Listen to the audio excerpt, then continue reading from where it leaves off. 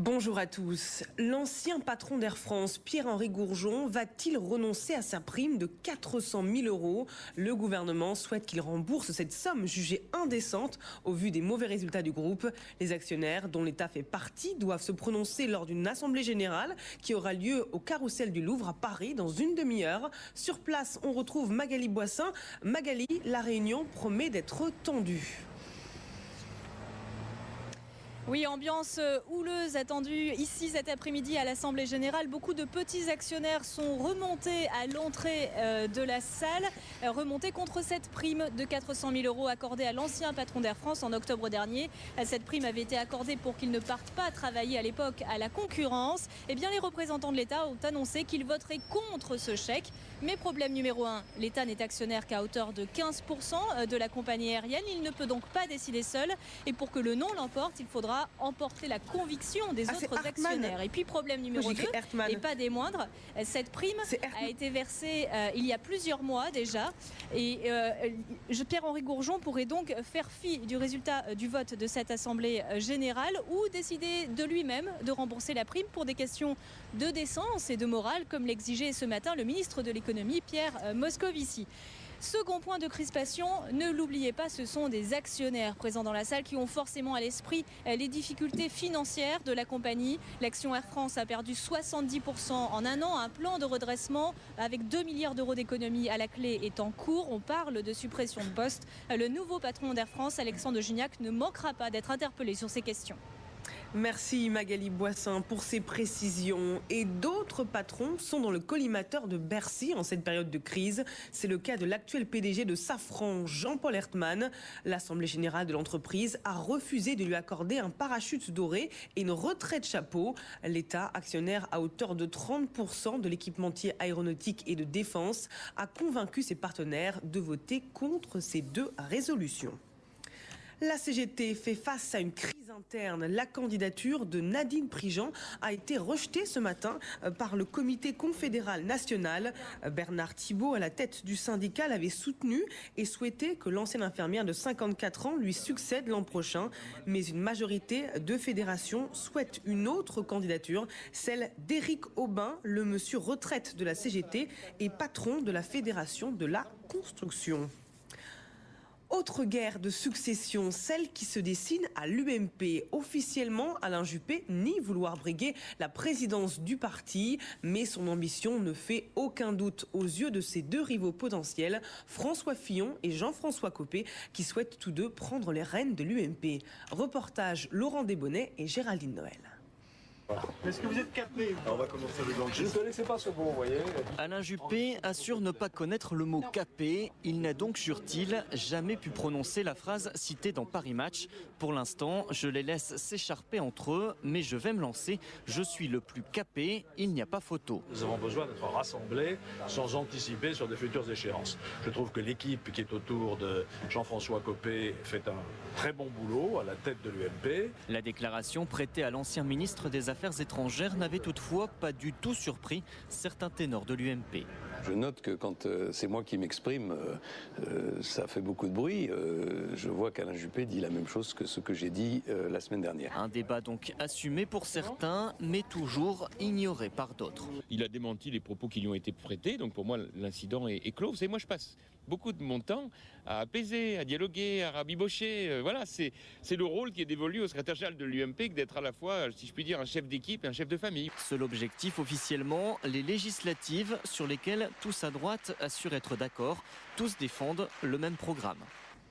Les élections législatives, justement, leur mode de fonctionnement est critiqué par François Bayrou. Le président du MoDem dénonce la multiplication des candidatures qui servent, selon lui, uniquement des intérêts politiques et financiers. On l'écoute. Les 11, 12, 14, 15, 16 candidats qu'il y a dans toutes les circonscriptions. Il faut que les Français sachent que ça n'est pas du tout pour des raisons politiques, c'est pas du tout pour défendre des idées. C'est parce qu'il y a une loi mystérieuse et qui n'est pas expliquée, qui fait que une voix aux élections législatives, ça entraîne un financement pendant 5 ans de à peu près 1,60 € par an. Tout ça est anormal et il faudra le changer. Et toujours pour les législatives, le Parti socialiste retire son investiture à Sylvie Andrieux, candidate dans la 3e circonscription des Bouches-du-Rhône. Une décision prise au nom de l'exemplarité, a précisé Martine Aubry. La députée PES a été mise en examen dans une affaire de détournement de fonds publics en juillet 2010. Un dossier renvoyé hier devant le tribunal correctionnel de Marseille. Et pour cette 3e circonscription des Bouches-du-Rhône, voici les autres candidats également en lice. Je vous laisse découvrir leurs noms sur ce panneau. On en vient au dossier Technicolor. Le tribunal de commerce de Nanterre annoncera demain sa décision de placer ou non en redressement judiciaire l'usine d'Angers. Le site emploie 350 salariés. Écoutez la réaction de 2 syndicalistes. C'est une situation programmée, une faillite organisée et programmée de la part de Technicolor. On n'a jamais été indépendant. Notre seul client, notre seul donneur d'ordre et notre seul actionnaire, c'est Technicolor. Donc comment on pourrait fonctionner? Donc il n'y a pas de cessation de paiement. Il ne peut pas y avoir de cessation de paiement puisque Technicolor vit, Technicolor va très bien et Technicolor aujourd'hui a 475 millions d'euros en excédent. La solution pour nous, la meilleure, ce serait que le tribunal déboute Technicolor, ce qui ferait que Technicolor serait vraiment mis devant ses responsabilités, ou après c'est le redressement judiciaire. L'Union européenne a les yeux rivés sur l'Irlande aujourd'hui. Les Irlandais se prononcent en ce moment sur le pacte budgétaire. À en croire les sondages, le oui devrait l'emporter. Parmi les 25 pays qui ont signé ce texte, l'Irlande est le seul à avoir opté pour une ratification par référendum. L'Irlande a bénéficié de 485 milliards d'euros d'aide financière en 2010. Après un mois passé aux mains des FARC, Roméo Langlois devrait bientôt rentrer en France. Le journaliste correspondant de France 24 en Colombie a été libéré hier par la guérilla marxiste. Il a l'intention de rentrer travailler dans son pays, en France, une réflexion qu'il avait déjà engagée bien avant son enlèvement, a précisé Roméo Langlois, heureux de retrouver enfin ses proches. Retour sur sa libération avec Pierre Grange. Un mois d'inquiétude. Et le voilà enfin, très tard dans la soirée. Il sort de 6 heures de trajet sur des pistes de montagne. Cet avion l'emmène à Bogota, la capitale, où tous ses proches l'attendent. Ses premiers mots, il va les dire en espagnol. Cela fait 33 jours, dit-il, que j'essaie de rester fort. 33 jours que j'essaie de ne pas pleurer. Il téléphone à ses parents, restés à Paris. Sa sœur, elle, a fait le voyage jusqu'ici en Colombie pour l'accueillir. Très émouvant et très fort, mais surtout la grande joie de savoir que tout va bien, qu'il a l'air en bonne santé, heureux. Je suis en bonne forme, je crois. Physiquement, psychiquement, je crois que j'ai rarement été aussi content. Tout va très bien. À cette blessure près, il a reçu une balle quand il s'est retrouvé au milieu des tirs entre l'armée colombienne et les rebelles. Ce sont les guérilleros qui l'ont soigné au fin fond de la montagne. Ils m'ont toujours respecté, de temps en temps ils me ramenaient des fruits. Les FARC ont profité de sa présence pour faire parler de leur cause. Ils sont allés jusqu'à mettre en scène sa libération, filmée par la télévision du Venezuela. J'ai vraiment été utilisé comme le pantin de service par les FARC, qui m'ont utilisé politiquement pour frapper un grand coup médiatique. Aujourd'hui, Roméo Langlois doit organiser une conférence de presse et prendre le premier avion pour la France. Il arrivera à Paris demain midi.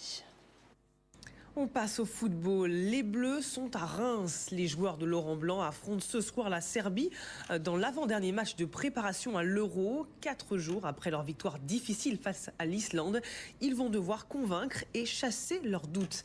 Damien Ferrero est sur place pour LCI. Il faut convaincre, mais plus que les doutes, c'est le souvenir de cette première mi-temps face à l'Islande dimanche dernier à Valenciennes qu'il faut absolument oublier. Vous savez, l'équipe de France a été menée 2-0 au bout de 45 minutes. Et il faudra répéter tout simplement la deuxième mi-temps, mais ce coup-ci sur 90 minutes. Et pour ce faire, Laurent Blanc a décidé de faire des changements dans son groupe de départ. 7 en tout, a priori.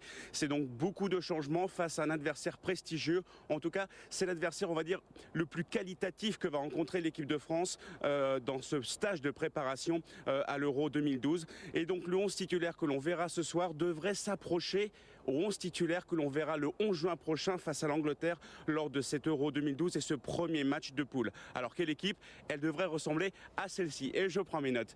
Hugo Lloris dans les buts, bien sûr, en capitaine. Et puis en défense centrale, Koscielny Mexes. Sur les côtés, Réveillère et Clichy. Milieu de terrain occupé par M'Vila, Cabaye, Malouda, Nasri et Ribéry de chaque côté de l'attaque française. Et bien sûr, à la pointe de l'attaque, le joueur du Real Madrid, Karim Benzema. Et la rencontre est à suivre ce soir à 21h sur TF1. On termine ce journal par le tennis. Jo-Wilfried Tsonga s'est qualifié pour le 3e tour sous le soleil de Roland-Garros cette fois. Un succès en 4-7, 6-2, 4-6, 6-2, 6-1 face à l'Allemand Cédric Marcel Stebe. Ça passe aussi pour l'Écossais Andy Murray. En revanche, élimination des Français Arnaud Clément et de Benoît Paire. Arnaud Clément qui, à 34 ans, disputait son dernier Roland-Garros.